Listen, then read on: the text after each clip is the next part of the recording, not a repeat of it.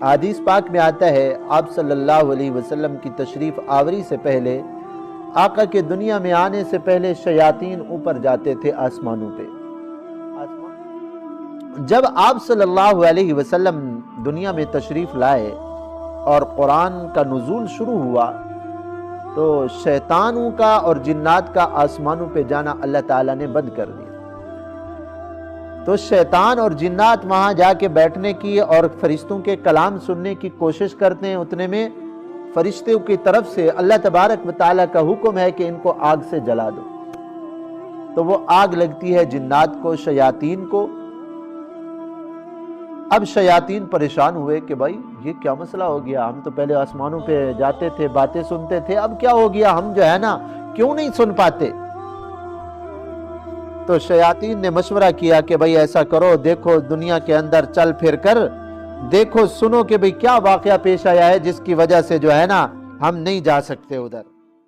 اللہم صلی علی سیدنا محمد یا رب صلی۔ مشرکین مکہ اور کفار کہتے تھے کہ قرآن مجید معاذ اللہ ثم معاذ اللہ شیطان لے کر آتے ہیں، شیطان نے اتارا ہے۔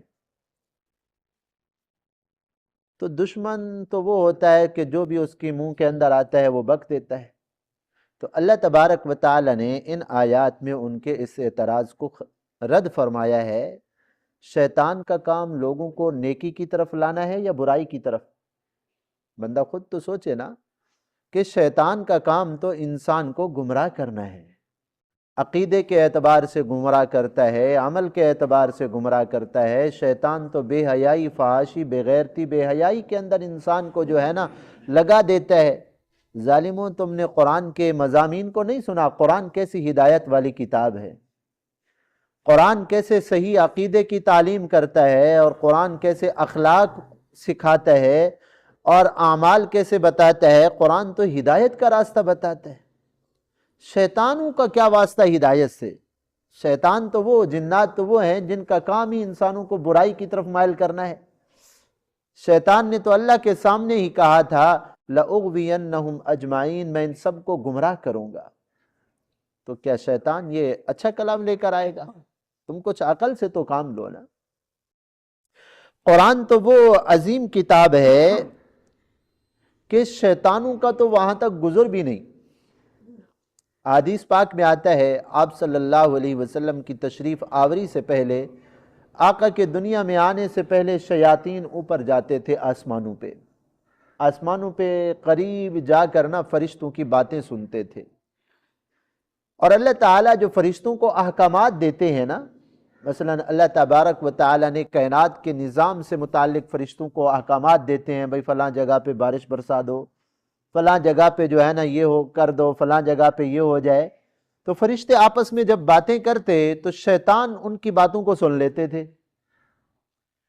تو ایک بات فرشتوں کی انہوں نے لی اور جو ہے نا 100 جھوٹ اس کے اندر اپنی طرف سے ملا دیتے، اور جن کے تابع ہوتے نا، جن کو کاہن کہتے ہیں، شیاطین جن کے تابع ہوتے تھے، وہ ان کو آ کے بتاتے تھے کہ بھئی یہ ایسا ہونے والا ہے۔ تو 100 جھوٹ میں سے ایک بات سچی نکل آتی تو وہ کاہن لوگ کہتے دیکھا ہم نے نہیں کہا تھا کہ جی فلاں ایسا ہونے والا ہے، دیکھو ہم غیب کا علم رکھنے والے۔ شیطان تو اس طرح گمراہ کرتے۔ تو کاہنوں کی بڑی قدر لوگ کیا کرتے تھے، بھئی ان کو غیب کا علم ہوتا ہے، حالانکہ غیب کا علم میرے اللہ کے سوا کسی کو بھی نہیں۔ جب آپ صلی اللہ علیہ وسلم دنیا میں تشریف لائے اور قرآن کا نزول شروع ہوا تو شیطانوں کا اور جنات کا آسمانوں پہ جانا اللہ تعالیٰ نے بند کر دیا۔ اب شیطان اگر اوپر جاتے نا آسمان کے قریب تو ان کو آگ لگائی جاتی ہے، شہاب ثاقب جن کو کہتے ہیں۔ ہم نے دیکھا ہوگا کہ جو ہے نا ایسے آسمان کے اوپر ایسے لمبی سی آگ چلتی ہے، تو شیطان اور جنات وہاں جا کے بیٹھنے کی اور فرشتوں کے کلام سننے کی کوشش کرتے ہیں، اتنے میں فرشتوں کی طرف سے اللہ تبارک و تعالیٰ کا حکم ہے کہ ان کو آگ سے جلا دو۔ تو وہ آگ لگتی ہے جنات کو، شیاطین کو۔ کوئی تو وہاں جل کے راکھ ہو جاتے ہیں، کوئی وہاں سے گر کر بے ہوش ہو جاتے ہیں، نیچے بے ہوش ہو کر نیچے گر جاتے ہیں۔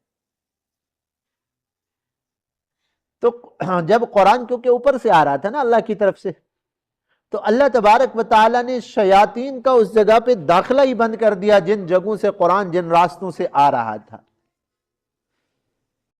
اب شیاطین پریشان ہوئے کہ بھائی یہ کیا مسئلہ ہو گیا، ہم تو پہلے آسمانوں پہ جاتے تھے، باتیں سنتے تھے، اب کیا ہو گیا، ہم جو ہے نا کیوں نہیں سن پاتے؟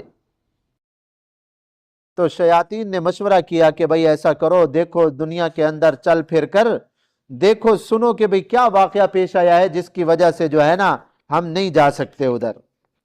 تو آپ صلی اللہ علیہ وسلم، عکاظ ایک جگہ تھی، بازار لگتا تھا مکہ والوں کا عکاظ، صبح کی نماز، یہ وہ موقع تھا کہ جب طائف سے آقا تقریباً واپس تشریف لا رہے تھے، تو صبح کی نماز آقا پڑھ رہے تھے، قرآن کی تلاوت کر رہے تھے۔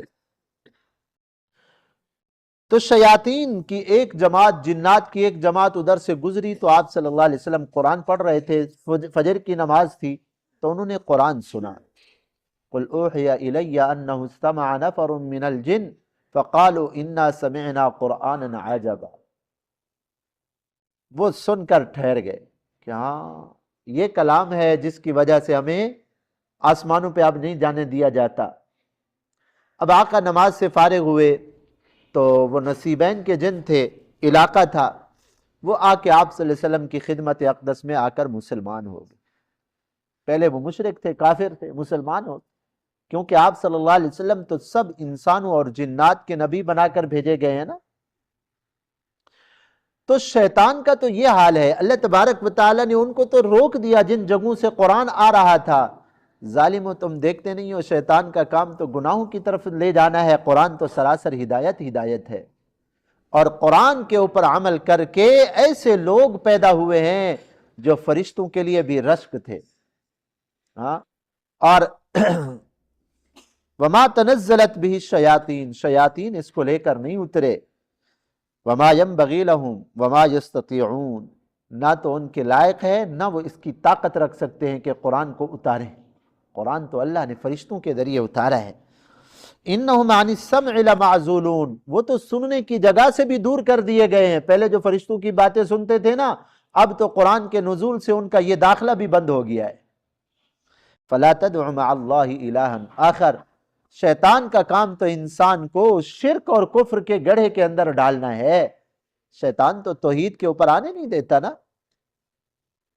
تو توحید بنیادی عقیدہ ہے اسلام کے اندر کہ اللہ اپنی ذات کے اندر، اللہ اپنی صفات کے اندر وحدہ لا شریک لہ، ہر کسی کی بات اللہ تبارک و تعالی ہر وقت سنتے ہیں، ہر طرح سنتے ہیں۔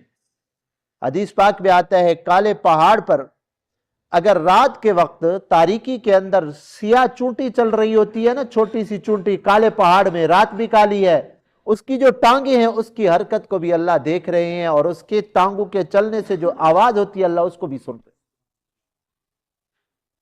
وَلَقَدْ خَلَقْنَا الْإِنسَانَ وَنَعْلَمُ مَا تُوَسْوِسُ بِهِ نَفْسُهُ، ابھی ہمارے دل میں خیالات نہیں آئے، شام تک کیا خیالات آئیں گے میرے اللہ کو پہلے سے علم ہے۔